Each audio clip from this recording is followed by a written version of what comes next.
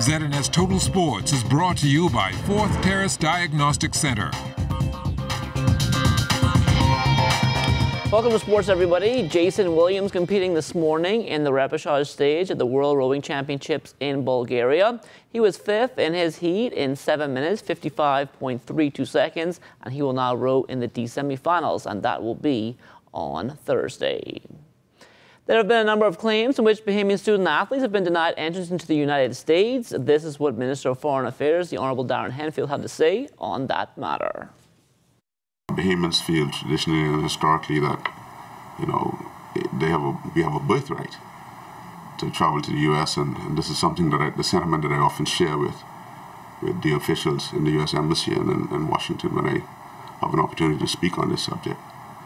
But the grant of a visa, as you well know, is a proprietary right within the confines or remit of the country that grants the visa.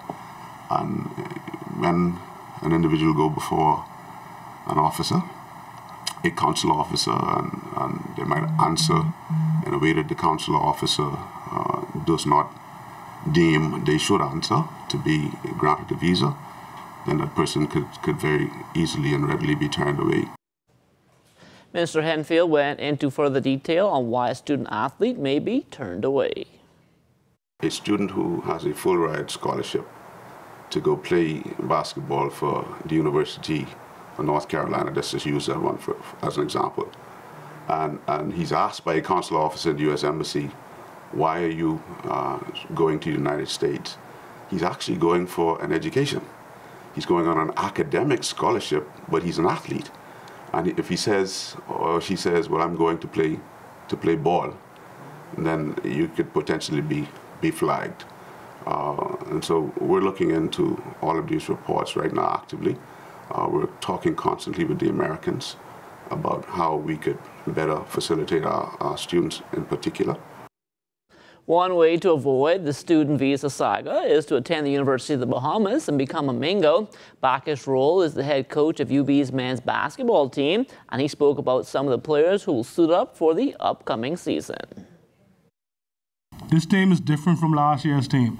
Even though we do come back with a core, Captain Ramon James, shooting guard Justin Smith, and of course, highlight scorer Kimsey Sylvester. We had a slasher forward, Tyrone Sands. We had a three-man in the person of Trayvon Nichols. Very good slasher. He's shown us that he has some heart in some earlier games this year. And of course, to solidify the inside, we've added Mr. Anton Bevins, 6'6". Really, he's going to be a big center for us, but he's a real strong power forward and a force to reckon with on the inside. Now, while the Mingos will continue to compete against foreign colleges and universities, they also resume play locally in the Providence Basketball Association, and expectations are high this time around.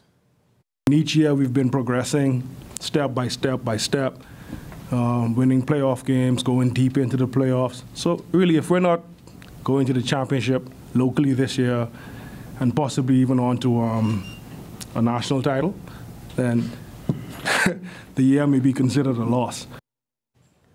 Government League basketball on the floor last night at the AF Adderley Gym. The Defence Force Mariners and the Department of Correction Challenges up first. This one going down to the wire with the Mariners holding on by the slimmest of margins, 72-71. With this team, you have to be strong. I don't see no heart attack coming no time soon. This team got my heart strong, man. Overall, the game for us it was well kind of sloppy, not as fluent as I would have liked it to be. My team have a lot more in them. We got to work on defense, boxing out especially, layups. I mean, you still learn them from high school, but right now we just we had a layoff, so everybody just trying to get back, and then they have a lot of guys off, so we trying to get our chemistry back. But we can be all right, man. That's the team to beat. I think the Glaston Road Panthers, right now they can stay the number, they sitting in the #1 spot. We should be about 2nd or 3rd right now. Cybots is also no slouch. We haven't met them as yet, so when we beat them, that could be another battle. Panthers, they're still undefeated. What's going to take to beat them, you think? What I think will happen to them, their head can get too big, they can run out of gas down the stretch. As for last night's featured game, the Aces had an easier time with the Police Crime Stoppers winning 71-58. Mark Hanna led the victors with 21 points. Brian Tucker Bain was hot from behind the three-point arc. He finished up with 19. On the losing side, Vernon Stubbs, the lone Crime Stopper, in double figures. He would finish up with 12 points. Doing pretty good. We should be better than what we are. As long as we get these guys to come out to practice, we'll be much better. The playoffs is right around the corner, so hopefully we can have a great run. Panthers still undefeated. How do you beat those guys? We just got to come out and play to beat those guys. Those guys are on a hype now. Hats off to them. They're playing good basketball right now. The start of the high school basketball season is still a ways off, but C.I. Gibson coach Kevin K.J. Johnson already putting in the work. We are very young this year. I've made a lot of changes to the program this year and the team, and we are young, talented, but very young. And I think we'll definitely be in the running to compete and make a run at it again. Here in the Bahamas, multiple sports don't tend to run the same time in the school system as is done in the U.S. We asked Coach Johnson if he believes this is due to the fact that we have a much smaller pool of athletes. I don't think so. I think it's a cop-out. Transportation might be a little issue, but you could work that out. Say volleyball and basketball, maybe the gyms or whatever, but I think that early on, like later part of the volleyball season, basketball could start. Because when it gets to the playoff, they usually use one gym. So you could use the other gyms for basketball and get it started so we'll have enough games so the kids would benefit. Now, you may have one or two players playing volleyball, fine. It's a long season. Same thing with soccer. You know, a lot of them run track and stuff like that, but at the end of the day, give the soccer kids the benefit of the doubt to play more games so they could benefit. You know, track have a season. You know, we have a lot of clubs which benefit a lot of the schools in terms of the track club, and every meet every other Saturday, which is good. But at the end of the day, we need all sports to benefit. And baseball, you know how much scholarship opportunity for baseball out there and professionalism for baseball, but we only play one round of baseball. We need to think about that, man. You know what I mean? So the opportunities are there. We just need to sit down and make it happen. Kayla Nixon recently represented the Bahamas at the Pan American Bowling and Federation Senior Championships in Canada. She believes more needs to be done for the sport locally, especially at the national team level. I'm disappointed because bowling is not recognized as a sport, I mean, for us. But, you know, the other countries, they are well equipped. All their equipment is paid for. Their countries would support them, and everything that they do, everything is paid for. We have to go and solicit sponsors to go off, you know, which is unfortunate. And, you know, you get disappointed a lot, but nevertheless, you still try to go and support the countries. You know, you have to beg for uniforms, beg for sponsors, beg for equipment, but all these things we have to do on our own. But, you know, like I say, the country, United States, the coaches and everybody is on point. They have their coaches and their representatives from different parts of the world. You know, a lot of them go to Kegel. You know, some of us can't afford to go to Kegel.